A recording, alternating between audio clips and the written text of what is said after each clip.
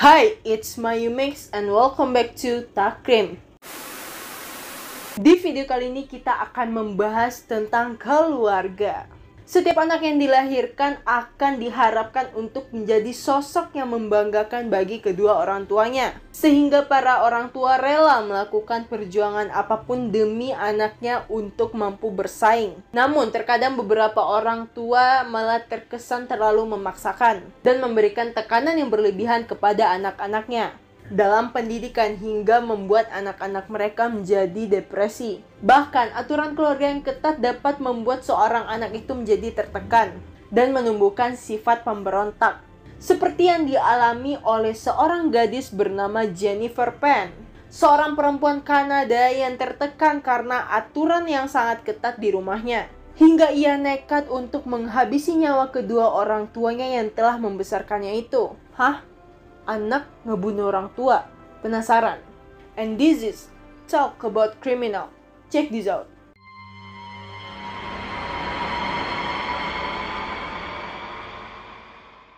Dulu sebelum ada kasus-kasus misteri tentang Jennifer Penn ini, dia selalu dianggap sebagai anak emas oleh orang tuanya, guys. Si Jennifer ini selalu menuai prestasi di sekolahnya. Namun orang tuanya tidak mengetahui kebohongan terbesar yang selama ini disembunyikan si Jennifer Penn ini dari orang tuanya. Jennifer pun tega membunuh ibu kandungnya sendiri karena kebohongannya ini mulai tercium.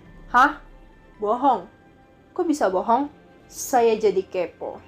Perempuan muda asal kota Kanada yang tinggal di kota Markham, bagian utara Toronto, diketahui sebagai salah satu siswa yang selalu mendapat predikat A di setiap nilainya pada salah satu sekolah Katolik. Dia juga diketahui telah memperoleh beasiswa dan cepat masuk ke universitas. Otak yang luar biasa. Lalu, sesuai dengan keinginan ayahnya, dia berhasil lulus dengan jurusan farmasi di Universitas Toronto yang terkenal membanggakan. Tidak hanya itu, Jennifer Penn juga diketahui telah menerima pekerjaan di laboratorium tes darah di rumah sakit Sick Kids. Oh my god.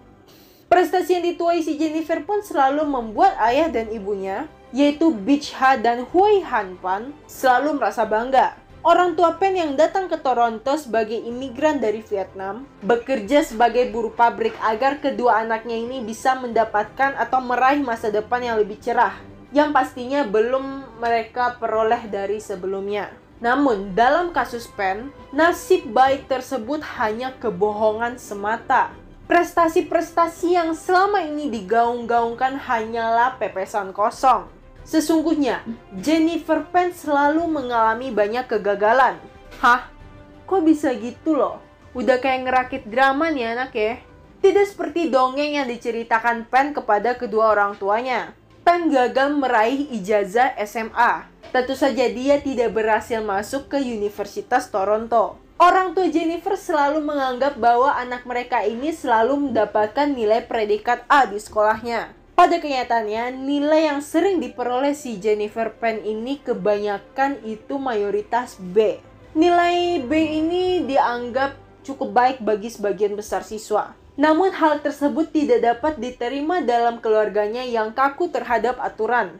Maka dari itu, si Jennifer Penn ini selalu mengubah nilai-nilai di rapornya selama dia duduk di SMA. Ungkap salah satu reporter bernama Karen Ho. Jadi si Jennifer Penn ini selalu dituntut untuk mendapat nilai A, guys. Kamu harus dapat nilai A, kamu harus gini, kamu harus gitu, Jennifer pun gagal dalam pelajaran kalkulus pada tahun terakhirnya ia di SMA. Dan dia tidak bisa lulus. Dia berusaha keras agar orang tuanya ini tidak mencari tahu tentang isi dari rapornya. Jadi dia berbohong kepada orang tuanya dan mengatakan bahwa ia akan memulai kuliahnya pada awal musim gugur. Sambungnya. Kebohongan seorang Jennifer Penn tidak sampai di situ saja. Jadi Jennifer Penn telah memasukkan pernyataan bahwa dia telah memperoleh pinjaman dan meyakinkan ayahnya bahwa dia akan mendapat beasiswa sebesar 3.000 US dollar. Setiap hari si Jennifer Penn ini selalu berpura-pura untuk berangkat ke kampus, tapi sebenarnya dia ini pergi ke perpustakaan umum, guys. Aku tahu perasaanmu, Penn. Saat wisuda, Pen berdalih tiket wisuda terbatas, dan dia tidak berhasil untuk meraih tiket untuk kedua orang tuanya. Dengan alasan tersebut, Pen meyakinkan orang tuanya bahwa dia tidak bisa menyaksikan si Pen ini saat ia wisuda. Orang tua Jennifer Pen pun tidak sepenuhnya percaya dengan kata anaknya ini. Suatu hari, kebohongan seorang Jennifer mulai tercium dan orang tuanya ini merasa curiga ada yang ganjal lah gitu. Mereka membuntuti si Pen ini agar mengetahui kegiatan sehari-harinya. Akhirnya, skenario kebohongan Jennifer Pen pun juga terkuak. Orang tuanya pun semakin keras terhadapnya. Peraturan di rumah semakin diperketat. Tidak ada ponsel, tidak ada laptop, dan tidak diizinkan untuk pergi berkencan dengan pacarnya yang bernama Daniel Wong. Akhirnya, kemarahan seorang Jennifer Pen pun memuncak. Dia mulai berpikir bahwa betapa bahagianya kehidupannya jika tidak ada orang tua. Lalu dengan bantuan si Wong, si pacarnya ini, dia merancang pembunuhan berencana atas orang-orang yang telah membuat hidupnya sengsara bagai di penjara. Pen dan Wong merencanakan pembunuhan yang terlihat sebagai perampokan. Pen berperan sebagai saksi mata yang tak berdaya, sementara 3 tukang pukul yang telah dibayarnya bertugas sebagai menembak ibunya hingga tewas dan menyiksa ayahnya. Kemudian si Pen ini menelpon 911, menelpon polisi lah gitu guys, kayak keamanan lah gitu. Jadi dia ini membuat drama bahwa ia seakan-akan meminta tolong dengan membuat nada putus asa. Cocok nih jadi artis, Neng. Jadi akhirnya polisi menyelidikilah kasus-kasus ini dan akhirnya kebohongan si Jennifer Pen ini terungkap. Pada Januari, pengadilan Toronto menyatakan bahwa Pen dan 3 orang temannya dinyatakan bersalah atas pembunuhan tingkat 1 dan perencanaan pembunuhan.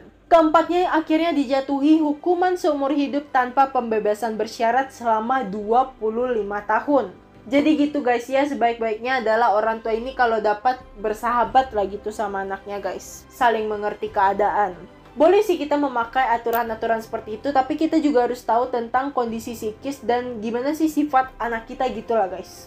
Bagaimana cara kita mencari cara untuk menerapkan aturan yang kita mau kepada anak dengan kondisi anak yang tidak tertekan. Karena setiap anak itu pasti beda guys. Begitu ya. Dan kita pun sebagai anak juga harus membanggakan orang tua kita dengan cara yang baik guys. Kita juga harus tahu tentang gimana keadaan orang tua kita. Gitu ya guys. Oke, sekian dulu videoku kali ini. Apapun itu diambil yang baiknya dan jangan diambil yang jeleknya. Jangan lupa di like, komen, dan subscribe. Dan share juga video ini ke teman-teman kalian semuanya. Untuk selanjutnya, cerita apa yang mau aku buat lagi, yang mau aku ceritain, silahkan komen di bawah. Oke, sampai jumpa di Talk About Criminal selanjutnya.